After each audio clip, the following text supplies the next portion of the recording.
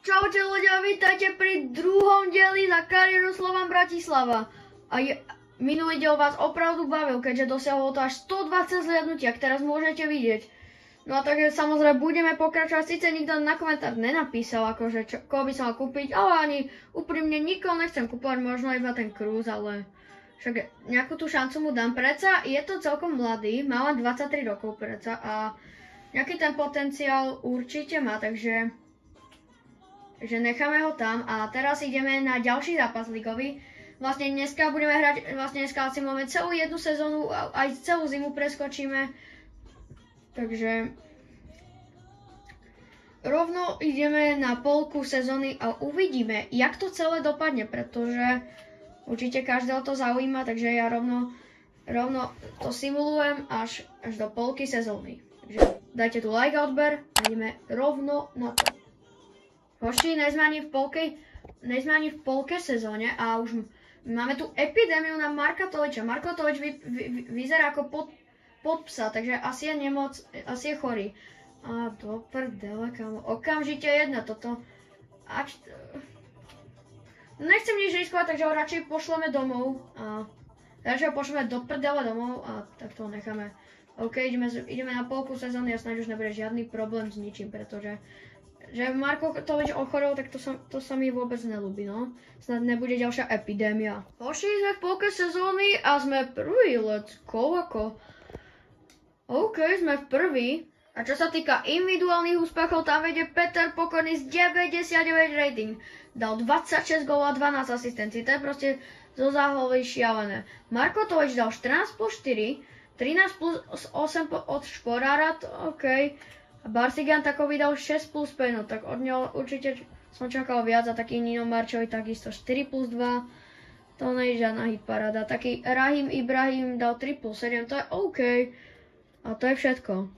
Ale hoši, tým pozitíva nám končí. Rahim Ibrahim sa zraňoval, bude mimo 6 týždňov, potom ďalej kto bude chýbať je Blackman, ktorý je mimo. Koľko prosím, len hlavne nie dlho, on je tiež zranený 5 mesiacov, Ježiši Kriste. Kámo, čo máme robiť bez týchto hráčov? Až aj Dominik Takar sa zranil, tak to nie. Ty kokos, 5 týždňov, Ježiši Kriste, kámo. Okamžite musíme kúpiť nejakého náhradného golmana, inak to s nami nedopadne reálne dobre. Jak vyzerá momentálne náš tým bez tých hráčov. Takže záložník je v prdeli, Blackman je v prdeli, tam môžeme nahodiť reálne toho Kašiu. Je tam Kašia teda. Kašia bohužiaľ bude musieť hrať pravého beka. Stredného záložníka, no tak tam pôjde Vladko. A pôjde Vladimír Weiss. Dobre, a brankára nejakého náhradného kúpime. Takže poďme si kúpiť nejakého golmana. Hoši, skúsime kúpiť Petra Vindala zo Sparty. Podľa mňa ten by nám aspoň trošku pomohol. Takže koľko by sme za ňoho ponúkli? No, dal by som za ňoho 5 miliónov eur. Respektíve libier. Tak čo na to povie? A primo, let's go! A podľa mňa už smluvička nebude žiadny problém. A hoši, nemýlil som sa. Peter Vindal prichádza ako naša tzv. Záchrana smrti, pretože Peter Vindal je teraz pre nás neskutočne dôležitý, pretože nemáme golmana, nemôžeme riskovať bez golmana, takže Peter Vindal proste musel prísť. Nemal som na výber, lebo rozhodne tam nemôže byť zranený Takáč, ani tento Dunphy reálne má iba 67, no tak to vôbec. Radšej tam pôjde Peter Vindal a tento tam zachytá a teraz pôjdeme na ďalší ligový zápas a uvidíme, jak to pôjde s týmto tímom. Oši, než pôjdeme na zápas, tak nám tu hovorí Šporár. Tréner, nutne musí mať deň voľna, aby som vyriešil jeden urgentný rodinný problém. Ospravedlňujem sa, že to je takto narýchlo. No tak dobre. No tak už to schválime teda. Vyrieš si tie rodinné problémy, ale budeš makať pekne. No a my ideme na Dube a poďme si hrať proti Cardiffu, ktorí po polke sezóny boli druhý. Možno aj teraz sú, no neviem. Takže ideme na nich. Nebude to jednoduchý, vôbec to nebude jednoduchý super. Hoši, máme tu zápas proti Cardiff City a tento zápas aj možno rozhodne, kto vyhraje titul. Pretože hráme proti Cardiff City, ktorí sú druhé miesto. No tak poďme na to. Ne, rovno má Cardiff City loptu. Teraz musíme ich obrať. Nemôžu sa dostať ani do jednej tutovky. Útoč, Bajrič. Poď, pokorný. Výborne pokorný, máme protiútok. Áno, Peťo. Máš 99 dribbling. Peter pokorný. Peter bude nezastaviteľný. Poď, bráno, čo robíš, Sandro Cruz, to je lopata, kamo. Hoši, teraz tu máme rohový kop a rozmýšľam, či to nacentrujem. Tak poďme na blízko. Kam to prihrá? Neviem, kto to je. Bež, Lukas. To je Lukas, to vôbec neviem ľudia, ale teraz Lukas dáva na Šporára. Šporár! Penalta! Dobre, s kým to kopneme? Viete čo, necháme to na Vladimíra Vajsa mladšieho. Pošle to doľava. Tyčka! Výborne, Vladimír Vajs mladší, toto bola nechytateľná penalta. A vedieme už 1-0. Teraz tu máme my šancu, bež, McKinley. Bež, áno, dobre.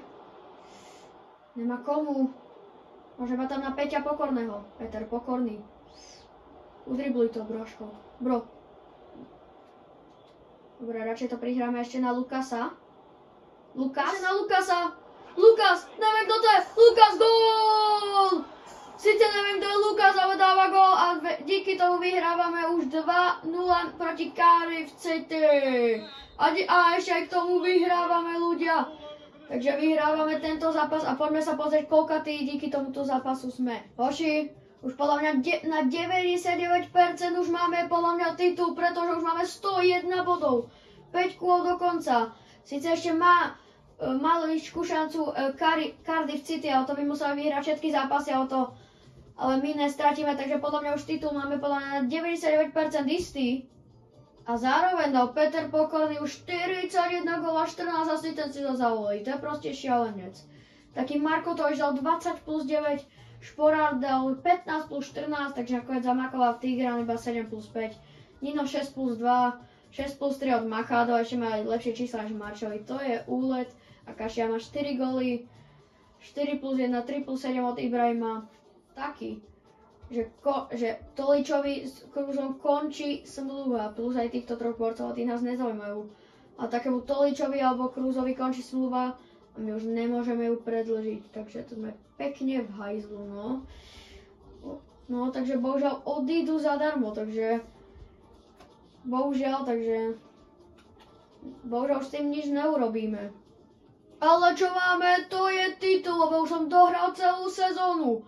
A nakoniec vyhrávame titul so 116 bodmi a tak ideme do druhej anglickej ligy. No a aby toho nebolo málo, Peter Pokorný sa stal najlepším strelcom 3. anglickej ligy so 40 gólmi. Druhé miesto mal 22 gólov, takže 18 gólový rozdiel. A v asistenciách bol najlepší András Šporár s 11. Druhé miesto zase Adebayo reálne. Mal 10 asistencií, no. Také čisté konta, no tak... Bro, prečo tu sú len...